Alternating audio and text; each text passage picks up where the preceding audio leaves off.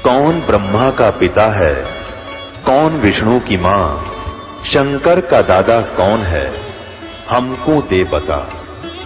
ये जानने के लिए कृपया सुनिए। जगत गुरु तत्वदर्शी संत रामपाल जी महाराज के अमृत वचन सर्व पवित्र धर्मों के पवित्र शास्त्रों के आधार पर। जैसा कि आपने वो शब्द सुना,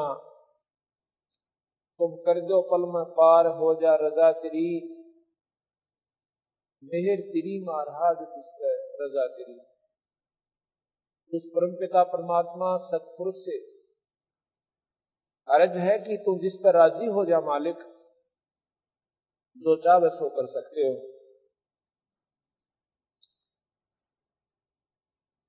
काल कष्ट से जीव दुखी सुन, मन तुम्हारे तरस आया कि ना, सतलोक को छोड़ के सतगुरु, इस काल लोक में आया कि ना। तपस्या पे जीव जड़े थे, उनको देख दुख पाया कि ना, वहां खूब हुई तकरार निरंजन गेल तेरी, तुम कर दो पल में पार हो जा रजा तेरी, मेहर तेरी महाराज जिस पे रजा तेरी। धर्मदास एक बहुत ही धनवान पुरुष थे, सेठ थे। इतने सेठ थे कि बांधवगढ़ शहर में रहते थे और बांधवगढ़ के नवाब राजा जो होते थे वो धर्मदास के परिवार से वित्तीय सहायता प्राप्त किया करते थे, उनकी मदद करते थे। वो इतना पैसे से परिपूर्ण वो हंस आत्मा, फिर भी परमात्मा में रुचि एक विशेष ढंग की थी। बांधवगढ़ मथुरा से लगभग 1000 किलोमीटर की दूरी पर पड़ता है और आज से 550 वर्ष पहले की पूर्व बात है। अब हम बांधवगढ़ होकर आए हैं, जबकि सड़कें प्रॉपर बन गई है और गाड़ी में भी वहां पर बहुत समय लगा हमें जाने में, यानी कार के द्वारा। और ऐसे उबड़ खाबड़ वहां पर रास्ते हैं, कभी नीचे उतर गए पहाड़ हैं और कभी ऊपर न चढ़ गए, और कभी ऐसे बांगे टेढ़े से कसूते जंगलामा का। इधर इतनी ऊंची पहाड़ नजर आवश्य तो नीचे साइड में नाला घना है। उस समय वो नाले इतने थे जिनको घाट बोलते हैं, और वो हिम्मत करके वो परमपिता परमात्मा की प्यारी आत्मा वो धर्मदास सेठ बांधवगढ़ से पैदल चला और मथुरा के अंदर पहुंच गया। कितने दिन में पहुंचा होगा? मेरे ख्याल में तो 1 महीना लग गया होगा उस परमात्मा प्यारी आत्मा ने, क्योंकि उसमें ना कोई ढंग के रास्ते थे और बारिश होगी तो वो पानी तो भर गया।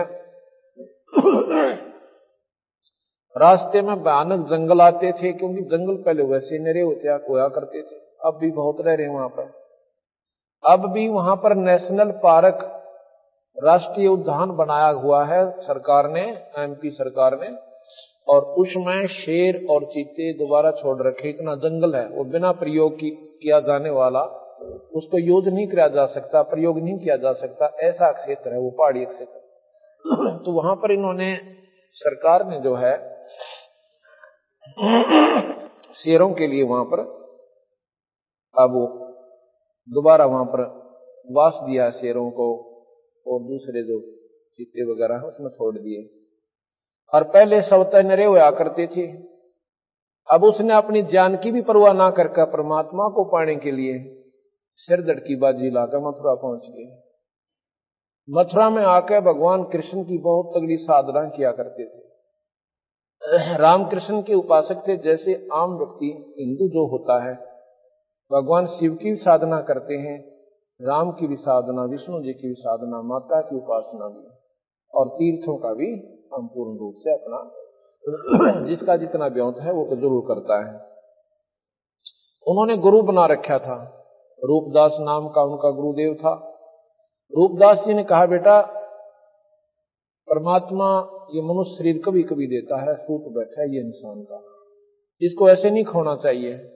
ये माया तो बिरना कितनी बार होली, और आज शरीर हमारा चला जाएगा तो माया हमारे साथ नहीं जाएगी। तो इसमें जितना भी पुण्यदान तो कर सकता है, तीर्थ यात्रा कर सकता है, ईश्वर को भज सकता है, तो यह कमाई अपने साथ रहेगी। तो हंस आत्मा था, परमात्मा में विशेष रुचि होगी। रामकृष्ण जी का जाप करना और शालिग्राम की पूजा करना, शिवलिंग की पूजा करना, गीता जी का पाठ करना उसका दिनचर्या थी। उसकी ऐसी दिनचर्या थी। तो कबीर साहब वो पूर्ण परमात्मा सतपुरुष, इतनी पुण्यात्मा का इतनी श्रद्धा देखकर उसको पता चला कि ये अनजान आत्मा गलत साधना पर लगा हुआ है। तो कबीर साहब मथुरा में आकर प्रकट हो गए एक जिंदे के रूप में। जिंदे महात्मा ज्यादातर मुसलमानों में होते हैं। वो कैसे होते हैं? एक काला सा टोप, ऊपर इतना लंबा चौटा टोप का, इतनी लंबी टोपी बनाते हैं लंबी लंबी, वैसे कपड़े से की, और तहमंद बांध लेते हैं, और एक ऊपर जैसे कपड़ा कुर्ता पहनते हैं। लेकिन उस समय उन्होंने वो रूप नहीं बनाया था, फिर बाद में बनाते हैं। पहले ऐसे साधारण से भगत के रूप में। और धर्मदास को देखा, सुबह उठा, एक स्थान लिपया, पहला तो गोबर, गऊ के गोबर तय, और गंगा उसमें जल छिड़का पवित्र कुएं का लाके, और फिर वहां पर भोजन पकाया, भोजन पका के खाना खाया। हाँ, उससे पहले उनकी पूजा करी, वो लीप ल्याप के वहां पर मूर्तियां रखी भगवान वो ठाकुर जी की, उनको नवाया, नवा कर उनके कपड़े पहनाए, मुकुट रखा, माला डाली, मुकुट रखा, तिलक लगाया। उसके बाद फिर अपना गीता जी का पाठ करने लगा। कबीर साहब इतनी दूर बैठे देख रहे हैं जैसे कोई भक्त देख रहा हो। तो थोड़ी देर के बाद जब वो अपनी पूजा से निवृत्त हो लिया, तो कबीर साहब आकर कहने लगे, महात्मा जी क्यों उसने माला गाल रखी गल में, और वैष्णव साधु जैसा रूप बना रखा, तिलक लगा रखे, किसने? धर्मदास जी ने। कबीर साहब कहने लगे, भगत जी, महाराज जी, आपको तो लगता है बहुत ही ज्ञान है परमात्मा के बारे में, और मैं बहुत भटक लिया, मुझे कोई ज्ञान नहीं हुआ, मैंने कोई सतमार्ग दर्शक नहीं मिल लिया। तो धर्मदास कहने लगा, भाई मैं बता दूंगा तेरे को, और जैसे मैं कहूं ऐसे कर लिए, तेरा बेड़ा पार हो जाएगा। अगजीमत ने ढूंढू था परमात्मा को ऐसा मन व्यक्ति मिलावे, ऐसा संत मिलावे, मेरा बेड़ा पार हो। क्या करते हो? उन्होंने बताया कि मैं गीता जी का पाठ करता हूं, 68 तीर्थ करता हूं, 68 तीर्थ करता हुआ अब मैं मथुरा में आया हुआ हूं, और भी अभी बाकी तीर्थ मेरे बकाया से सारे करके आऊंगा। कितने दिन लगेंगे? अके मेरा 2 वर्ष भी लग सकते हैं, 1 वर्ष भी लग सकता है, 6 महीने तो आज अगर कोई 68 तीर्थ करना चाहे अपनी कार में जाकर तब लगते हैं प्राणी को, और 60,000 रुपये लग गए, अब 30 में भी ना सब है। 68 तीर्थ पर जाने के लिए कम से कम 6 महीने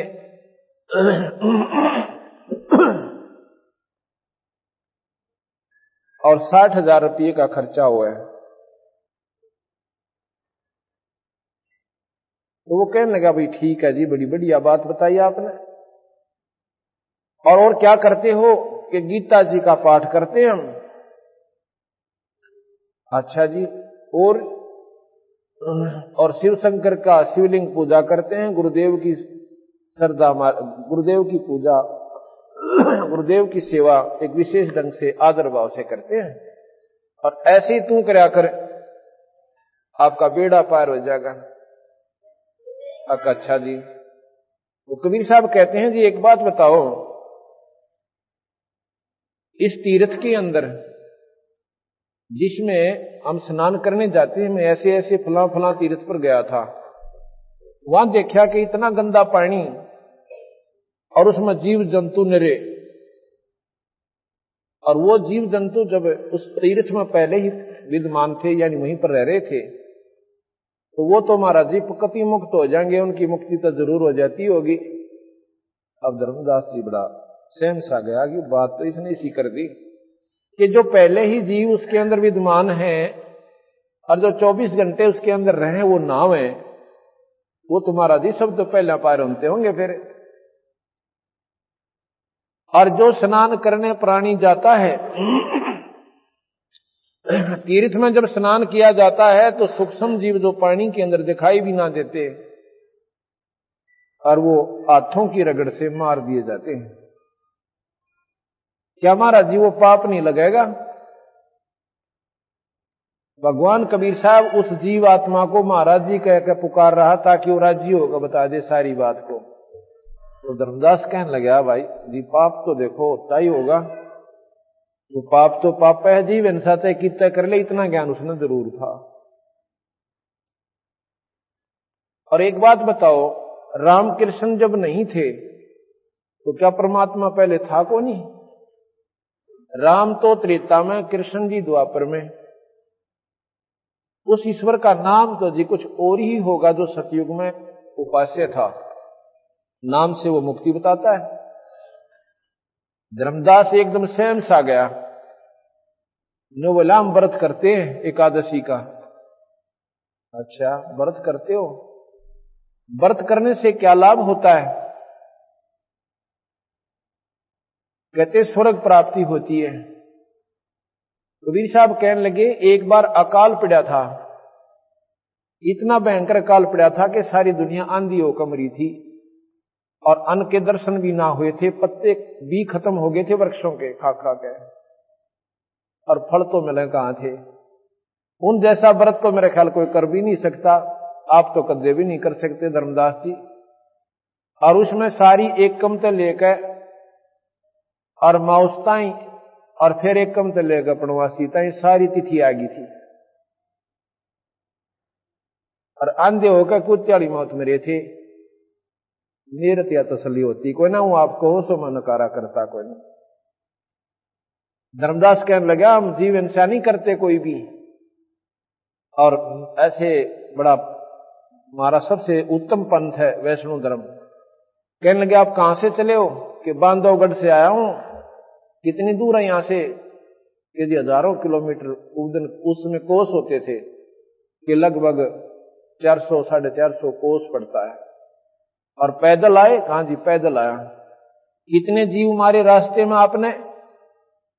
आप अपने स्वार्थ की खातिर निकले, आत्म कल्याण भी एक स्वार्थ ही है।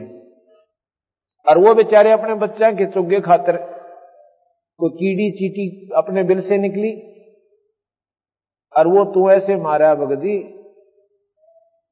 उनका भी लेखा तेरे सिर पर होगा। यहां पर गीता जी में लिखा कि जैसे कर्म प्राणी करेगा वो दोनों भोगने पड़ेंगे। धर्मदास ने बोला जी न्यू तो लिख रखा है, तो फिर ये दोनों भोगने पड़ेंगे भाई तुझे। ये तीर्थ का मान ले पुण्य तो होया एक, और इसमें 2 घड़ी स्वर्ग मिलेगा, और इन पापों का प्रतिफल तुझे 1000 नरक मिलेगा, 1000 वर्ष नरक मिलेगा। बता इस तीर्थ ने के चाटू भाई, मेरा तो यह समझ में आई कोई ना। कहने लगा तू तो बात बहुत बनाता है, यानी जब ना वो ज्ञान तो महाराज जी काबू आए को ना, तो थोड़ा सा गर्म हो गया महाराज जी, अंतर ध्यान हो गए, यानी एकदम दिखाई नहीं दिए सामने तय। अब धर्मदास ने सोचा रहने क्या आकर भगवान ना मेरा किस रूप में आ जा, और आपने तो चाड़ा कर दिया, मैंने तो आज जुल्म कर दिया। भगवान आए थे और पूछना चाहिए था अगली फिर मार्ग कौन सा है, आप सच आप बता दो। जबकि मेरे सारे आंकड़े खत्म और उसकी बात 100 की 100 वजनदायक, और फिर भी अभी मानवस नहीं मान्य, अब ये फिर भी ना मान्य, अब ठीक है मेरे हिसाब तो है, अब ये फिर भी ना मान्य, तो भाई अंतर्जान हो गया महाराज जी। अगले दिन अब वो एकदम झटका सा तो लगा उसको, सवेरे सवेरे वो फिर नहा धो के और ऐसे ही अपना लीप के वो करके सारी प्रक्रिया और खाना बनाता है। खाना बनाने लगा तो चूल्हे में लकड़ी ला रखी थी इसी मोटी, और उसके साथ छोटी छोटी लकड़ियां एडिशनल और लगाते हैं ताकि वह आग बढ़े जा। सारा खाना बना लिया उसने, अपना भोजन और स्वयं बनाया था, तो वह लकड़ी जड़ती जड़ती जब उसके सामने आई, बीच से लकड़ी थोथी थी और उसमें देखा कि वह पाछे तक काली हो रही सारी चींटियां थे, उसमें से कीड़ियां निकल रही, चींटियां, और अपने बच्चे मुंह में ले रही अंडे, और कुछ उसका मां जो बाहर लकड़ी के पीछे एक गर्म होने से एक विशेष पदार्थ छोड़ देती वह लकड़ी, और वो पानी सा इतना उबल रहा होता और उसमें पड़े और उसके सामने पटर पटर जैसे चटक पटक होकर मर रही हैं। और उसने देखा उत्तरी की धर्मदास के विचार आया कि या तो कम से कम भी 3 फुट की लकड़ी थी और इसमें सारी में ये कीड़ी थी, तने तो जुल्म कर दिया, इतने प्राणी मार दिए, मेरे ख्याल भी नरक भी परमात्मा ने न्यारा बनाना पड़ेगा मेरी खातिर। ओए होए होए। अब के विचार करा, क्योंकि आस्था परमात्मा में बहुत गणी थी।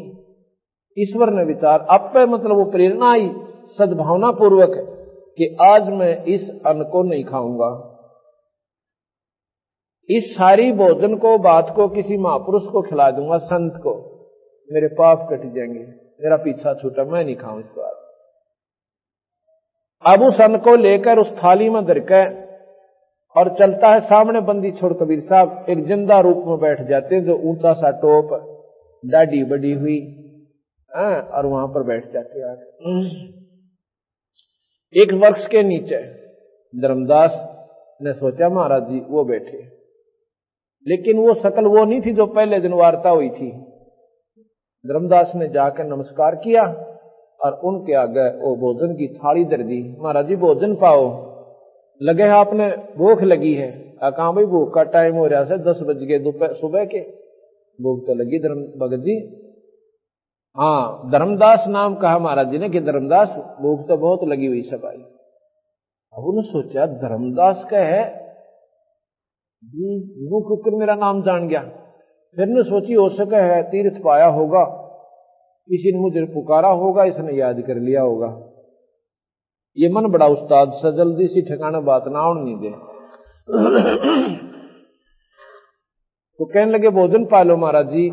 अकलिया भैया महाराज जी ने वो ऊपर का जो छालना सा ऊपर डाल रखा था कपड़ा वो उठा दिया, हटा के लोटे में तपने में तो पानी लेके ऐसे कोई मंत्र सा बुदबुदाया और छींटे मार दिए। वो सारी की सारी सब्जी और रोटियां की कीड़ी बन गई, चीटी बन गई और काली थाली होगी कतई। और नो निकलो बेचारी वो अपने बच्चे मुंह में लेकर नो बोला धर्मदास तेरे तक कसाई भी चोखा, इतने पाप के भोजन को और मुझे खिलावे और रोज तू प्रतिदिन खावे। और फिर उसी स्वरूप में आगे जो पहले दिन वार्ता करी थी, तू क्या कहे था मैं जीव हिंसा नहीं करता, इतनी जीव हिंसा यहां पर होती है भगत जी तेरे पर गिने भी को ना जा, और इतना पाप तेरे सिर पर धरते था ही काल बली, और बहका रखा तुम्हारे को कि तुम पुण्य कर रहे हो, पुण्य थोड़े और पाप गणे। धर्मदास तो चरणा में पढ़कर रोएगा, छोड़ जाए को नहीं, छोड़ जाए को नहीं। महाराज जी कहते हैं सुन भाई मैं खुद स्वयं परमात्मा हूं, पर नो विश्वास हुआ क्यों करे, क्यों नहीं हुआ, क्योंकि हमारे अंदर ज्ञान ऐसा गढ़ रखा कि परमात्मा आकार में आता है को ना, उसकी परिभाषा न्यारी है, उसका तो रूप ही कुछ और है, वो तो देखा ही नहीं जाता।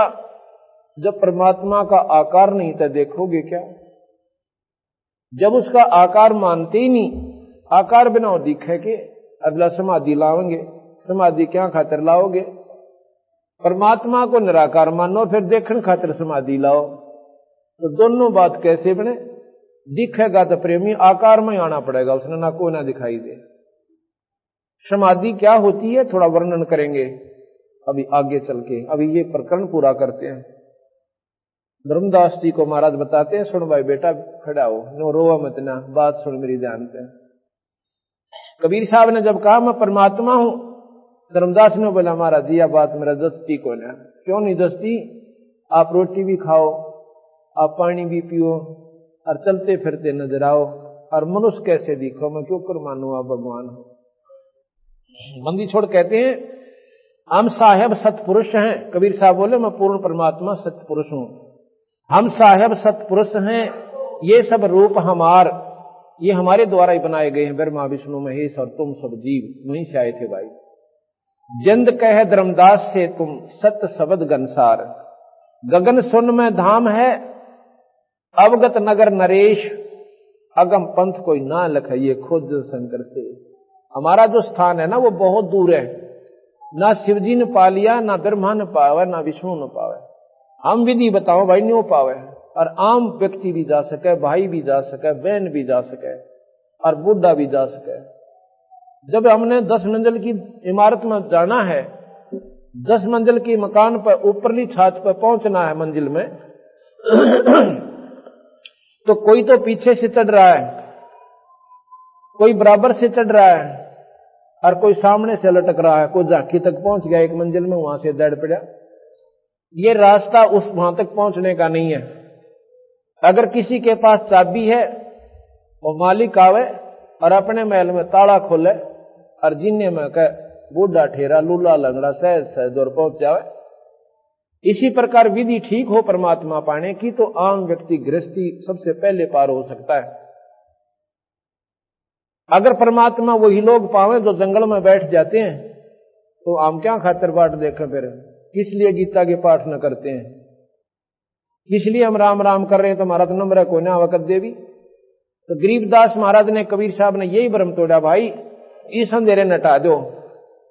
परमात्मा पाने के लिए कितने भी संत, वो सब गृहस्थी भी पार हुए हैं। जैसे दरो को पार मानते हो और प्रहलाद को पार मानो। दरो ने 5 साल की आयु में, 5.5 साल की आयु में परमात्मा पाया, उसके बाद शादी करवाई 16 साल की आयु में और शादी करवा कर फिर 30,000 वर्ष राज किया पृथ्वी पर, क्योंकि उसका बड़ा भाई उत्तम मर चुका था, जिसको उत्तानपाद ने राज दे दिया था। उसकी मौसी के वचनबद्ध हो गए। वो जंगल में लड़ाई में मारा गया था, गंधर्व के साथ लड़ाई हुई थी। उसके बाद क्योंकि राज ही मांगा था ध्रुव ने भगवान से और स्वर्ग प्राप्ति मोक्ष, तो उसने 30,000 वर्ष राज किया। और 2 शादियों का प्रमाण सुख सागर में मिलता है कि ध्रुव की 2 शादियां हुई और फिर स्वर्ग में गया। इसी प्रकार प्रहलाद ने 10 साल की आयु में हिरण्य को नरसिंह प्रकट हुए, दर्शन हुए, उसके बाद ब्याह करवाया। और राजा बलि जिसने 100 यज्ञ करी थी, 100 मन देसी घी की, और जिसने स्वयं भगवान विष्णु बावना बनकर आए थे, वो राजा बलि प्रहलाद का पोता था, बैलोचन का लड़का था। प्रहलाद का लड़का बैलोचन था, बैलोचन का बलि हुआ। तो महाराज कहें, और गरीबदास महाराज छुड़ानी में हुए। एक जमींदार के घर में जन्म था, 4 लड़के 2 लड़की हुई, और उनका सारा प्रक्रिया करी, बच्चे पालन पोषण किया और खेत में काम किया। परमात्मा पाया, ढोल के डंके पर गाया और यह विधि बताई कि ये रास्ता आपको बिल्कुल आसानी से पार कर देगा।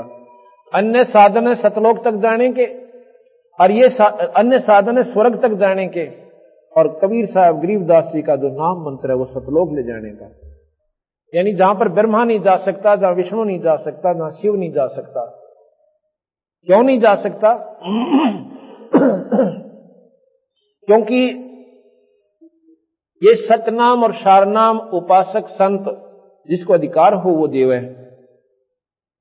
और उसके नाम का जाप वो प्राणी गुरु मर्यादा में रह के करे तो वो जा सकता है। तो ब्रह्मा विष्णु महेश को कबीर साहब स्वयं आकर मिले थे, उनको प्रथम श्रेणी का नाम दिया था, ब्रह्मा को भी, विष्णु को भी, शिव जी को भी। दूसरी श्रेणी का जब नाम देने के लिए वो गए सतनाम का, तो निरंजन ने उनकी बुद्धि फेर दी, उनमें प्रकट हो गए। ब्रह्मा कहता है कि महाराज जी देखो, वेद से ज्यादा मैं नहीं मान सकता, ये प्रमाणित शास्त्र है परमात्मा के प्रकट किए हुए। कबीर साहब ने कहा कि भाई ब्रह्मा, उस मालिक ने एक सूक्ष्म वेद और दिया था, लेकिन उस सूक्ष्म वेद निरंजन ने छुपा दिया, ये आप तक नहीं आने दिया। वो सूक्ष्म वेद का भेद मैं पुनः आपको देने के लिए आया हूं। नहीं माना ब्रह्मा जी भी। विष्णु जी ने भी ऐसा ही कहा, महाराज जी हमारे पास 4 पदार्थ हैं, अर्थ धर्म का मोक्ष, उसके किए कर्म का, धर्म धार्मिक कर्मों में रुचि बढ़ा जाए, क्योंकि गीता जी के ज्ञान से, रामायण महाभारत के पाठ से अंतःकरण साफ हो जाता है, भक्ति करने में रुचि बढ़ जाती है, काम मनोकामना पूर्ण हो, और मोक्ष कहते हैं स्वर्ग प्राप्ति कर दें। अंतिम यहां का स्वर्ग है 21 ब्रह्मांड तक। इसी प्रकार शिवजी को कहा, शिवजी ने भी वैसे महाराज का आदर बहुत किया शिव भगवान ने कबीर साहब का, लेकिन ये बात आगे स्वीकार नहीं करी। कहते हैं जी ब्रह्मा जी ने बताया वेदों में, ओम तो बड़ा मंत्र नहीं और निरंजन से ऊपर भगवान नहीं, ब्रह्म से ऊपर कोई शक्ति नहीं। अच्छा भैया कोई बात नहीं। तो इस प्रकार जब तक सारनाम सतनाम नहीं प्राप्त होता प्राणी पार नहीं हो सकता। गरीबदास जी ने लिखा, हम बैरागी ब्रह्म पद और सन्यासी महादेव, सोहम मंत्र दिया शिव जी को, वो करे हमारी सेव। वो शिव भगवान भी हमारी सेवा करता है। लेकिन आज हम इस स्थिति में हैं कि कबीर साहब को प्रथम तो शक्ति स्वीकार कर करा जी को ना कि इसमें कोई शक्ति है, क्योंकि हम उनको एक कवि, एक दुल्हा, बस इससे आगे स्वीकार नहीं कर पाए। क्यों नहीं कर पाए? क्योंकि उनकी लीलाओं का हमें ज्ञान नहीं हुआ। भगवान राम और कृष्ण शिव विष्णु जी को हमने क्यों परमात्मा स्वीकार किया? उनके जीवन चरित्र पढ़े। रामायण के अंदर भगवान राम की महिमा और राम कृष्ण लीला के अंदर भगवान कृष्ण की लीला बचपन से लेकर और आखिर तक हम सुनते चले गए। जो उन्होंने चमत्कार किए, जो उन्होंने लीलाएं दिखाई, उनके द्वारा हम इतने आकर्षित हो गए इनकी तरफ कि ये पूर्ण परमात्मा मान लिए। महाराज ने ये नहीं कहा कबीर साहब ने कि ये परमात्मा नहीं है, ये तीन लोक के भगवान है, तीन लोक के साहिब हैं। और तीन लोक के परमात्माओं में जो शक्ति होती है इनमें परिपूर्ण है। कंस जैसे राक्षस को ये खूब मार सकते हैं, रावण जैसे निर्भाग ने ये खूब गढ़ सकते हैं, लेकिन भाई ये जन्म मरण नहीं मिटा सकते, और भाग से ज्यादा नहीं दे सकते और भाग से कम नहीं कर सकते। और कबीर साहब क्या कर सकते हैं? ये भाग बढ़ा भी सकते हैं, ये घटा भी सकते हैं माड़े कर्मों को इनमें, और सतलोक प्राप्ति करवाएंगे, स्वर्ग नहीं जाने देंगे। यजुर्वेद के अंदर भगवान कबीर साहब की महिमा कई स्थान पर गाई गई है। सतपथ ब्राह्मण में, गोपथ ब्राह्मण में 108 श्लोक है, जिसमें पार्वती भगवान शिव से पूछे कि भगवान आप किसका ध्यान लगाते हो? आप तो स्वयं महादेव के महादेव हो, देवों के देव हो, महादेव हो और ईशन के ईश हो, आप भी ध्यान किसका लगाओ? तो भगवान शिव कहते हैं पार्वती मेरा भगवान कबीर है। वो कहती है कबीर तो हमने पहली बार सुना भगवान, अब यह तो गलती खारी दुनिया। ये वो शक्ति है कि इसके बराबर इस ब्रह्मांड में कोई ईश्वर नहीं है। 108 श्लोकों में कबीर नाम की महिमा का न्यारा न्यारा वर्णन आपको वहां पर पढ़ने को मिलेगा। इस प्रकार अब धर्मदास के पास हम वापस आते हैं कि धर्मदास को महाराज जी समझा रहे हैं कि धर्मदास जो साधना आप कर रहे हो ये आपको पार नहीं कर सकती। प्रथम तो इतने उलझेड़े मुलझ गए कि उस काल बली ने आपको इतना गलत रास्ता दे रखा है, और उन संतों ने कहां से ज्ञान हुआ? बेचारे उन्होंने अपने शास्त्र पढ़े और उन शास्त्रों का अनुसरण किया और वही डंडोरा आगे पीट दिया। तो कहते हैं धर्मदास ले मैं बताऊं भाई तो कितने नुकसान करके आता है, मैं पूर्ण परमात्मा हूं। कैसे? गगन सुन में धाम है अवगत नगर नरेश, अगम पंथ कोई पावे ना ही है खोज शंकर शेष। वो स्थान नहीं मिलता इनको, क्योंकि वो मार्ग, वो नाम, वो जाप, वो साधना यहां नहीं है। वो मैं देऊं भाई। सुन गगन सतगुर बसे पृथ्वी आसन थीर, और गरीब धर्मदास धोखा दिला वे छानो नीर और खीर। ना मैं जन्मो ना मरो, ना आऊं ना जाऊं, और शब्द विहंग सुन में ना हमारे धूप ना छान। ना तो मैं पैदा होता कबीर साहब कहते, और ना मैं मरता।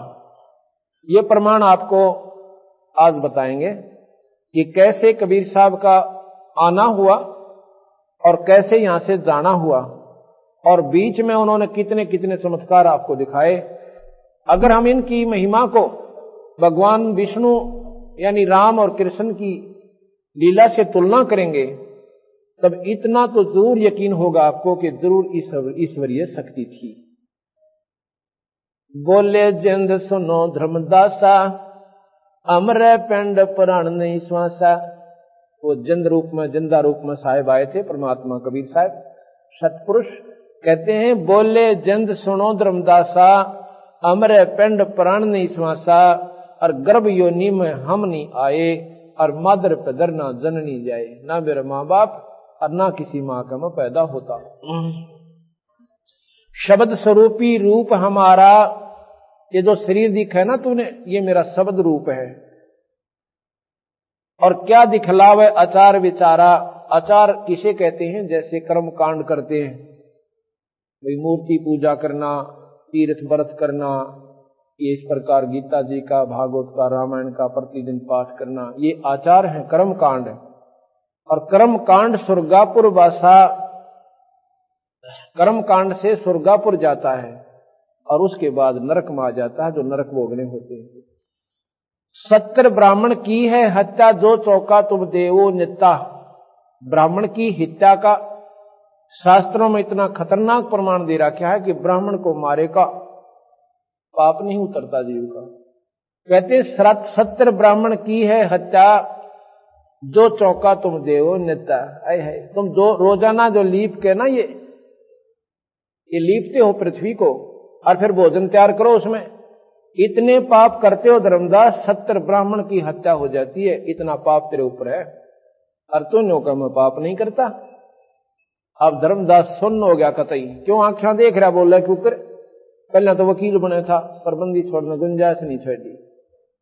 70 ब्राह्मण की है हत्या, जो चौका तुम देवो नित्ता। ब्राह्मण से हत्या जो हुई और स्नान जल स्नान कर तो सही। 70 ब्राह्मण की हत्या फिर होती है कैसे? सहस 1000 ब्राह्मण की हत्या कहां होती है? जहां तुम तीर्थ में जाकर स्नान करते हो। हमने जींद के पास पिंडारा गांव है, वहां पर तीर्थ देखा। वहां पर कहते पांडव आए थे और उन्होंने जोड़ खोजा था, और नो कहे वो मौस की बाट में देखी और बैठ के माउस ना आई। अरे बिला शराब देगे, बिला कलयुग में रोज आया करेगी। एक बात बताओ, पांडव स्वयं दुखी, एक भी काम हल नहीं हुआ उनका, और उन जोड़ खोजा और हम नान जाओ उसमें।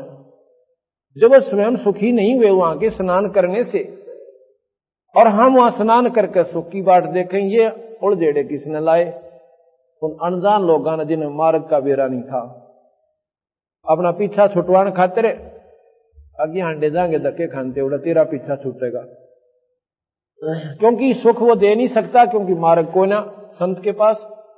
फिर उन्हें नहीं बंडा होगा, तुम फलानी जगह चला जा, फिर किसी ने गया पर बता देगा, वो बेचारा पहले तो पैसे इकट्ठे करे उधर आवे कोई ना। क्यों उसका पीछा छुटवाना उसने? गया जी जान खातर कम से कम भी 5,000 रुपये चाहिए, और फिर वहां की समय काट है, फिर जावा गया पर इतना उससे कोई लाभ ना। फिर को एक बार द्वारका गेड़ा और मारा, द्वारका कौन सी आड़े है, इन तीर्था बनाया जाए इतना उसका पंडा, और दोनों नुकसान हो ले, मरना हो मेरे लिए इतना। अब हमने वो तीर्थ देखा, अमावस्या के दिन वहां पर एक फिल्म भी बनवाई हमने। ओए होए, वो भोली बाली आत्मा जिनको गुमराह कर दिया, वो डटे तो ना डटती नो कति, जैसे पानी उमड़ का अगर नदी का नो दुनिया इकट्ठी हो से, और ऐसा गंदा पानी हो जाता, उसमें गधे पानी नहीं पी सकते। और वो भोली आत्मा उसमें स्नान करके उस बेवकूफों द्वारा बनाई हुई बहकाई हुई, और वहां स्नान करके इनको हमारी मुक्ति होगी, हमें सुख प्राप्त होगा। तो कहते हैं ब्राह्मण से हत्या जो हुई और जल स्नान करे तो सोई। उसमें क्यों कितने जीव रगड़ रगड़ के मसल के उनका कचूमर निकले, आराम मुक्ति की बात देखे तेरे। अब बिना बेरे वायदे से जुल्म हम पहला भी जाया करते, मैं सब तागरा करता, क्यों भक्ति भाव में ज्यादा लगन थी। और जो भी किताब बता देते उड़ो फुलाना एक शिवजी निकल रहा है, उड़ो जान दे बाजे। अब शिवजी के निकला मूर्ति दरी पाई हुआ, किसी को उधर गया होगा। एक बताते हैं एक ने ऐसा खेल खेला तो शिवजी निकालन का कि एक के खेत में बैठा थोड़े से दिन वो महात्मा, और वहां की एक रैग बोरी चिना की दाब खुर्दवा के खड़ा, बोरी चिना की दाब दी रात ने, और उसमें एक मूर्ति धर दी शिव जी की, ऊपर 1 फुट 1.5 फुट माटी घेर दी, और फिर 6 महीना पाछा फेरा उस पर घास जमा पाया उड़े, उसने निशानी पुक्की करेली थी, गांव में डंडोरा पिटवा दिया अपने जो सेवकों द्वारा, बोला भाई यहाँ शिव जी निकलेगा परसों, उड़े पानी गिरना शुरू कर दिया, पानी डाला, दूर से बना रखा उसने पानी का भी सिस्टम, एक नाली सी को बना के उसमें पानी ठोक दिया, वो चने फूल गए, फूल के चने हुआ शिव जी निकलने लग गया, सारा गांव इकट्ठा हो गया और मार बगन हो गया भाई उड़े, और शिव जी का मुंह दिखा था, इतने लोगों ने ढक दिया लोटा का मंड दियो कर दिया होगा, गुआंडाते डूंडा पाट गया, वो करके इकट्ठा सारे नमालनर वो जा से वो जा, पाछा उन्हें सोचे भाई चल बाबा जी जगह शिव जी ने तक मंदिर में स्थापित कर देते हैं, वो जब खाया तले तो वो चिने गेल चिपटे आए उसके तरह बुलाओ, वो फिर खोदा उसमें 1 बोरी चना की ठोक रखी ठहरी, तो इस प्रकार बेवकूफ बनाकर वो शिव जी काट दिया धरती में। परमात्मा धरती में कोई पत्थर बनकर रहता है, वो सर्वव्यापक है, फिर तो इसमें भी है, वो देखो न सोते इसमें नहीं है, वो कण कण में विद्यमान है, इसलिए उसको पाने का स्थान अपना शरीर है, इसमें मिलेगा और कितना पावे को नहीं, और नहीं तो फिर आकार रूप में राम आए कृष्ण आए, उनके देखने से कौन पार हो गया। अगर नाम बिना पीछा छूटता हो जीव का तो भगवान कृष्ण तक कितना देखा था, और सारे पार हो जाते दर्शन से होते, तो ये तो नाड़ी आंट पकड़ा रखी हमारे ताई, और हमने को ज्ञान मिलाना इस मार्ग का। ब्राह्मण से सत्या जो होई, जल स्नान करत हो सोई, चौके कर्मी किट मर जाई, सूक्ष्म जीव जो दर्शे नहीं। चौके में लिपो हो ना, इतने जीव हैं जो दिखते भी को ना, और वो न कहे सारे मरे हैं और तुम्हारे को बहुत पाप हो से। चौके कर्मी किट मर जाही, सूक्ष्म जीव जो दर्शे नाही। पृथ्वी ऊपर पग जो धारे, कोट जीव एक जन्म मारे। करें आरती संजम सेवा, ये अपराध उतरे ना देवा। हरि बाती पृथ्वी के रंगा, कोट अनंत कोट उड़े पतंगा। तारक मंत्र कोट जपाही, वो जीव हिंसा उतरे नाही। ये तारक मंत्र दिया करो, फिर न को पाप तारण का मंत्र देता हूँ, राम राम राम राम राम राम मंड्या रहा, बस 1000 माला फेर दे। कहते हैं ये तारक मंत्र कोट जपाही, और वो जीव हिंसा उतरे नहीं। अगर राम के नाम तय और पाप कटे तो भगवान राम ने स्वयं दंड भोगना पड़ा उस अपने किए हुए कर्म का। कैसे कि बाली, भगवान राम ने सुग्रीव के भाई बाली को मारा था, और उसका दंड उन्होंने भोगना पड़ा। द्वापर युग में आके कृष्ण जी के रूप में आया, और बालिया नाम के एक जीव मरने, शिकारी ने, जो मच्छियां पकड़ता था, पहले मच्छियां भी पकड़ता था और साथ में दूसरे भी शिकार भी करने जाता था, उससे वो बाली, तो जो बाली था वो बालिया नाम का जी अपराधी पारधी बना, और कृष्ण वही राम कृष्ण जी बन पाए, उन्हें अपने स्वयं बदला देना पड़ा। तो महाराज कहे कि तारक मंत्र कोट जपाही, ये जीव हिंसा उतरे नाही। ऐसा ज्ञान अचम सुनाऊं, पूजा अर्पण सब छुटाऊं।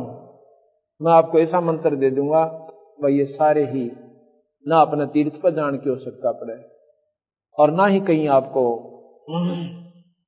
किसी प्रकार की अन्य साधना, जो व्रत कुछ नहीं करना पड़ेगा। एक नाम देते हैं, इसका आपका बेड़ा पार हो जाएगा। हमने आत्म कल्याण से ही तो मतलब है। जो भी कोई साधना हम कर रहे हैं अपने सुख सुविधा खातिर ही घर में कर रहे हैं, और वो होती भी कोई ना, और न पूज्य में जा रहे हैं। जो नुकसान होना है, ज्यादा पैसे वाला है, लाखों का वजह है, थोड़ा सा उसकी भैंस मर जा हुआ है बतेरी, तो बंदी छोड़ के हमारे शरण में आओ, पहले तुमने यहां सुख दूं, इतने सुख दूंगा कि तुम्हारे पर नावड़ा कोई ना, गिनने भूल जाओगे। अब तो पहले प्राणी यहां पर आते हैं, दुखमर होते हैं हमारे पास इस बंदी छोड़ के दरबार में, और ये दूसरा होना जब वो सुखमर होते हैं। वो सुखमर होते हैं कि हम पहले कहां भूल गए थे, हमने पहले मार्ग क्यों ना मिला, इतने दुख पा लिए। ऐसे ऐसे भक्त आए हैं, होंगे 20-20 साल तक बिरान माटी हो रही थी, ना घर में सुख था, ना कदे बालक बीमार, कदे हम दुखी, और इस बंदी छोड़ की सुनमाते। ये काम था, ये पहले हम चौकस करें हैं कि जब तक हमारा मन सेट नहीं होगा इतना भक्ति हो के ऊपर, तो सबसे पहले बंदी छोड़ कबीर साहब हमारे ये सारी कामों को इस स्थिति पर ले आओगे कि आपने उनकी चिंताएं बंद हो जाएगी। और चिंता बंद होएगी तो फिर आप क्या करोगे, फिर गफलत करते हो भक्ति भगवान में। महाराज क्या हमारा ये उद्देश्य नहीं, फिर गफलत में करोगे भगवान के मार्ग में भक्ति में तो फिर नुकसान शुरू हो जाएंगे। ये सुख इसलिए देता हूं कि तुम्हारा दृढ़ विश्वास हो हमारे में कि हम जो रास्ता बताओ सच सबाई, और फिर परमात्मा बच के अपना बेड़ा पार करवाओ। सतलोक चलो, वहां पर आपका दोबारा मरण नहीं होगा। स्वर्ग में गए प्राणी दोबारा आते हैं, ये आपने खूब पता है। भगवान कृष्ण भी कहते हैं, गीता जी का ज्ञान भी यही बतावा है कि अर्जुन तेरे मेरे असंख्य जन्म हो लिए, जन्म मरण तो मिटे नहीं। चोले बदलेंगे, कभी कुत्ते बन जाएंगे और कभी सूअर बन जाएंगे, कभी गधे बन जाएंगे, और कर्म अनुसार फिर मनुष्य भी बन जाओगे, पर भाई यह दुर्गति नहीं मिटे। यही माता शक्ति पुराण में कहती है कि हैवग्रीवा तेरा जन्म मरण नहीं मिटा सकती भाई, तेरा मरण तो जरूर होगा। तो उसने केवल मांगा, न्यों बोला जी मुझे ऐसा वर दे दो कि मैं हैवग्रीवता ही मरूं। अच्छा भाई तथास्तु। अब भगवान विष्णु को हैवग्रीव का रूप बनाना पड़ा, उस माता के आशीर्वाद को भी रखते हुए। कैसे बनाया, कहते भगवान विष्णु राक्षसों से लड़ लड़कर थक कर एक स्थान पर बैठ गया और अपने तीर की को ऐसे ठोडी पर लगाकर एक पहाड़ी सी पर बैठा था। अब हैवग्रीव का न तंग ने कर दिए देवता, वो माता के पास गए, ना ब्रह्मा के पास गए, शिव के पास गए, नु बोले मारे बस का तो कोई ना हैवग्रीव मारना, इसको तो वरदान है हैवग्रीव ही मारे। तो कहां आए, तो ब्रह्मा जी बोला चलो विष्णु जी से प्रार्थना करते हैं, वो कर सकते हैं इस काम को। विष्णु जी निंद्रा में गणी में। अब सोचा भी इसने उठावा कैसे, उठाओगे तो पाप लगेगा। उन्होंने एक कीड़ा छोड़ दिया उस परतंचा के ऊपर, उस तार के ऊपर जो डोरी थी ना धनुष की। अब किसकी खुड़का होगा चलेगा ना, जब कीड़ा ऐसे ऐसे चलता है वो, तो उसकी आवाज बहुत जोर से होती है उस तार के ऊपर, धनुष के ऊपर। तो महाराज की आंख खुल जाएंगी, हमारा भी नाम ना होगा, ना सोचेंगे कीड़ा चढ़ गया था। तो उन्होंने ऐसा ही कर दिया। कहते हो कीड़े ने पहले परतंचा काट दी, वो तार कट गया और कटने से उसका ठोडी ठाडी नाड़ भी कट गई भगवान विष्णु की। वह तो कितना कहां जा पड़ी और शरीर वहां रहेगा। इतना आवाज हुई कि सारे ब्रह्मंड गूंज गए।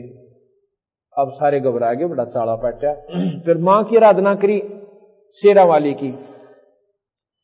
उसने कहा भाई नो करो, ये उस सर का तो बेरा ना कित गया, इसके एक घोड़ा का गर्दन काट लियाओ। घोड़े की गर्दन काट लाए और उस विष्णु के सिर पर रखकर उनको जीवित कर दिया माई ने, विष्णु जी को, शेरा वाली ने।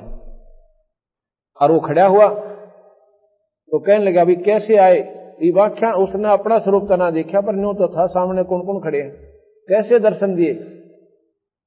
तो माई वो कहते हैं कि महाराज जी ऐसे ऐसे बात बन गई, हैवग्रीव नाम का एक राक्षस घना दुखी कर रहा है और आप बिना वो काम कोई नहीं कर सकता। चलो अब उस हैवग्रीव का मतलब है ऊपर गर्दन घोड़े की, तले देवता शरीर।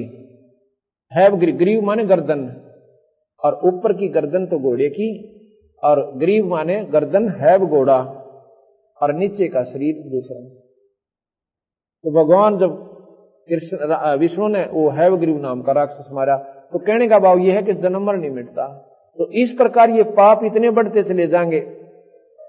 और कबीर साहब कहते हैं मैं तुम्हारा जन्म मरण मेटू, पहला तो भाई सबसे पहले इसको खत्म करूंगा और सतलोक ले जाऊंगा।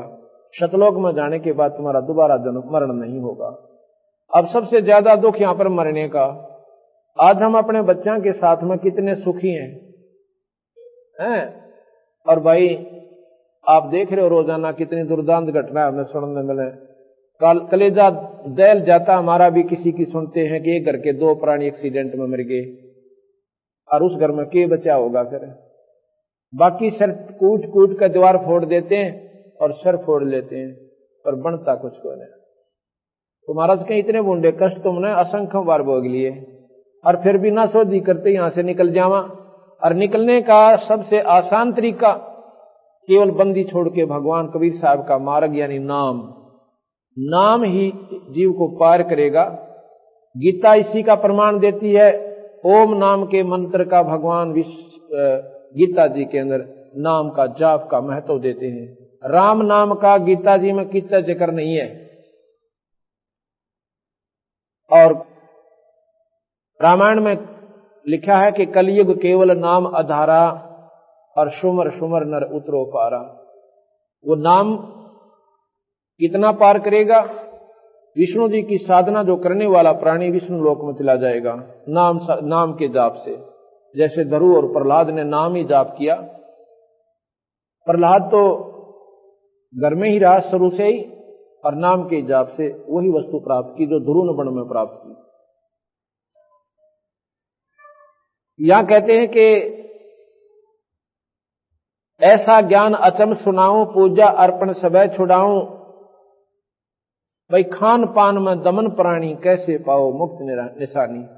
खाते हो ना उसमें भी जीव मरते हैं, पानी पीते हो उसमें भी जीव होते हैं, दूध से दही बनती है उसमें भी जीव होकर पैदा होकर मर जाते हैं, उसमें भी पाप हो। तो भाई तुम पीछा के ऊपर छूटे। तो धर्मदास कहने लगा महाराज जी फिर ये पाप तो होते ही रहेंगे जब तक हम आखिर तक रहेंगे। महाराज जी कहते मैं बताऊंगा। हमारे पास एक ऐसा मंत्र है, ऐसी दवाई है कि पहले तेरे पाप कर्मान फूकेगी कि जब ही नाम हृदय धरो भयो पाप को नाश। और जैसे चनगारी आग की भाई पड़े पुराने घास, ढेर लाग रहा हो घास का, चाहे 50 फुट ऊंचा और 10 किल्ला में कहो सूखा घास यानी पाती वगैरह पराल इनकी दानों की, और एक चनगारी एक तिल्ली ला दो उसने फूक के और कति धरती का मिला देगी, हवा आवेगी उसने ठा के भगा देगी, उससे धन जोगी नहीं रहे। तो इसलिए महाराज कहते हैं हमारे पास एक ऐसा मंत्र है जो पहले पाप कर्मान काटेगा और तुम्हारे पुण्य प्रफुल्लित होंगे। ये ना ब्रह्मा के जाप से हो सके, ना विष्णु के हो सके, ना शिव के हो सके, क्योंकि ये आपको इनके नामों से आपके पुण्य बढ़ेंगे, आपकी भक्ति बढ़ेगी, और पाप बढ़ेंगे वो पाप भी गिले बढ़ेंगे। क्योंकि यहाँ दोनों भोगे हैं, पुण्य और पाप। पुण्य के लिए स्वर्ग है और पाप के लिए नरक है। जो ना स्वर्ग में भोगे हैं ना नरक में भोगे हैं वो कर्म आपने इस 184 के गट्टे में भोगने पड़ेंगे। ये ऐसा नियम निरंजन ने बनाकर ये कानून और ब्रह्मा विष्णु में इसको दे रखा है। इसको ये बदल नहीं सकते। हिंदुस्तान के कानून को कोई नहीं बदल सकता जो बना दिया गया, इसका अनुसरण करने से लाभ होगा।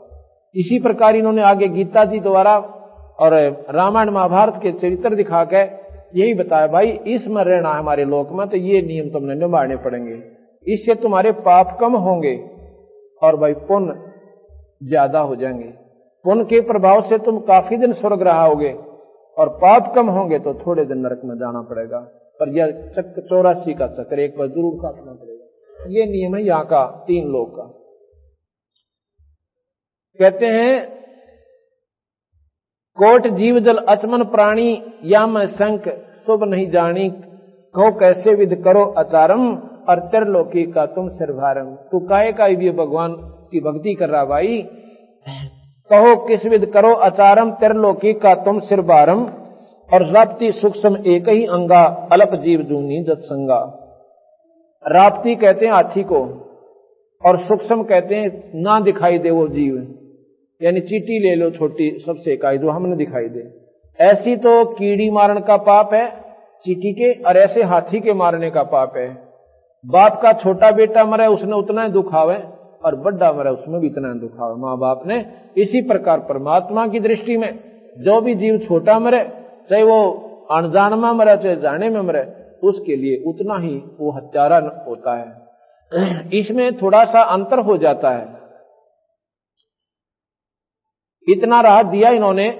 यहां पर एक कानून है कि जिसने गुरु बना लिया, और गुरु हो पूरा जिसको आदेश हो नाम देने का, घर घर गुरु बन बैठे, उन भोली भाली आत्माओं ने 4 मीठी बात बना के और कहते हम नाम दे देंगे। नाम का सब न नबेरा राम हर कृष्ण राम हर कृष्ण, गणा ओम कर ले, ये तो कोई भी बता सके, लेकिन अधिकारी विनायु को नाम दिया हुआ फलता नहीं, ये काम नहीं करता। उस परमात्मा के दरबार में एक लिस्ट पाओगे जब आप यहां से जाओगे। उस लिस्ट में उस संत का जो यहां पर प्रमाणित है, जो नाम देने का अधिकारी है, उसका नाम पावेगा, उसकी फोटो पावेगी, और जब आप जाके अपने गुरु का नाम बताओगे, वो पार्षद सबसे पहले वो लिस्ट देखेंगे और उस लिस्ट में थारे गुरु का नाम नहीं पाओगा, सीधा नरक में ठोक देंगे। वो नकली पासपोर्ट होगा आपका, नकली पासपोर्ट वहां चाला नहीं चल सकता। इसी प्रकार जैसे भगवान राम और कृष्ण विष्णु आदि का आपने जाप भी करना है, भक्ति करनी है, तो उसके नुमाइंदे उस संत से नाम लो जिसको नाम देने का अधिकारी गुरु से प्राप्त हुआ हो। फिर उसका जाप करो, डट के विधिवत करो जैसे गुरु बतावे, आप स्वर्ग जाओगे। अब ये बार बार क्यों बताना पड़ रहा है कि स्वर्ग ना हम इतनी बढ़िया चीज मानने थे कि इसका बराबर कोई वस्तु है कोई ना। अब उसकी तुलना में जब सतलोक देखा और ये ज्ञान देखा तो वो कुछ भी कौन पाया। उसके सामने इंद्र दा राज, इंद्र स्वर्ग का राजा होता है और राजा स्वर्ग भोग के इंद्र और गदा बनता है। तो गरीबदास कहे इंद्र दा राज काग दा बेस्टा, काग की बीट है इंद्र का राज, यानी स्वर्ग का राज भी। और जो हमारे जैसे 2-4 साल उसमें वैसे लेटन खातर जाओ अपने पुन इकट्ठे करके, वो बता के लूट के लाओगे वहां से, और ये 84 चक्कर ने होगा। कबीर साहब कहें भाई इस बखेड़े ने मेरे बिना को मिटनिया नहीं सर, क्योंकि सतलोक की जानकारी किसी ने दिए ना शास्त्र में पाई। और वो नाम ओम नाम को ये भी महाराज भी कहते ये उत्तम नाम से 21 ब्रह्मांड तक आपको सिद्धि दे देगा, स्वर्ग देगा, ऐसी सिद्धि दे देगा कि आकाश में उड़ जाओगे। ऐसी सिद्धि प्राप्त कर लेंगे ऋषिजन के कई चोले बना लेंगे, यहां भी दिखा वहां भी दिखा वहां भी दिखा। ऐसी पता नहीं कितनी बताई, ऐसी बना लोगे कि पृथ्वी के ऊपर चलते दिखोगे, ना पानी के ऊपर ऐसे चलेंगे वो संत जैसे पृथ्वी पर चलते हैं। तो कबीर साहब कहते भाई ये मुक्ति का साधन नहीं बने, फिर जन्म मरण ना बेटा इन बात आते हैं। इस ओम के मंत्र से यो काम जरूर हो जाएगा, पर 184 ना बेटा। और इस महाराज कहते एक मंत्र और देंगे हम जिसको सतनाम कहते हैं, वो आपके यहां भी सुख देगा और सतलोक में ले जाएगा। हाँ, जैसे मैं बता रहा था ना गुरु का प्रकरण था, तो गुरु का क्या काम है, उपदेश ले लिया, पूरे गुरु तय। विष्णु जी का भी पूरा गुरु हो, भगवान शिव का भी पूरा साधक हो, और सतलोक ले जाने वाला संत भी पूरा हो। तो पूरे का तात्पर्य है कि वो आदेश हो गुरु से कि भाई तू नाम दिया करे, तो वो लड़ी जुड़ जाती है उस परमपिता परमात्मा की शक्ति। जैसे थर्मल प्लांट से लाइट आती है बिजली, और आगे वो कनेक्शन उससे ठीक जुड़ा हुआ घर में तक पहुंच गया आपके, तो आपके बिजली वो काम करेगी जिसकी महिमा तुम सुना करते थे। अगर वो विधिवत नहीं आपसे जुड़ी हुई नहीं आई तो वो बिजली नहीं आपके घर में, चाहे बेशक पंखे लवाए रही हो। इसी प्रकार ये परमात्मा की शक्ति ऐसे विधिवत आती है, और उसके नुमाइंदे संत एक तार का काम करता है, और उस संत के अंदर से परमात्मा आता है। संत के अंदर भगवान होता है। क्यों होता है कि जैसे तार में बिजली होती है। अब मान लीजिए आपने नाम लेने जाते हो और नाम दे दिया गुरुजी ने, वो क्या बतावेगा, बीड़ी शराब मांस तमाकू कभी नहीं पीनी, भाई किसी की आत्मा नहीं दुखानी, एक टाइम भूखा रह लेना, अगर आपके भाग में स्वाभाविक कोई मिलता तो प्राप्त कर लेना। चाहे कोठी दे भगवान तने, चाहे कार दे तुझे, और चाहे फैक्ट्री लावे तेरी, पर भाई उसमें नींद खराब करके मत करिए। अगर किसी की आत्मा दुखा के करेगा तो सत्यानाश को प्राप्त होगा, और तेरे भाग में होगा डूंडा ठा देगा, वो भाग न परमात्मा नहीं रखा तेरे में। और नहीं है तो बैठ कर अपना सूखी खा ले एक टाइम, पर लोग दिखावा देखम देखा टेलीविजन मत खरीद जाए। अपने बच्चा ने समझा ले बेटा हमारे बाग में कोई ना, बच्चा की भी आस्था होगी, ऐसी बात नहीं भगवान के नाम पर लागे पास है। तो इस प्रकार जब गुरु के पास जाते हैं तो जब वो नाम देता है ये परख लेता है कि ये अधिकारी हो लिया कि नहीं। उसकी 100 बार पेटा भरता, ये बात सुन ले भाई, अगर ऐसे नहीं करेगा तो ये आपका खत्म हो जाएगा, हमारा नाम नहीं रहेगा। तो वो समझो एक जैसे लाइसेंस होता है मोटरसाइकिल स्कूटर कार गाड़ी ट्रक चलाने का, वो लाइसेंस बनाने वाली अथॉरिटी के पास जाता है।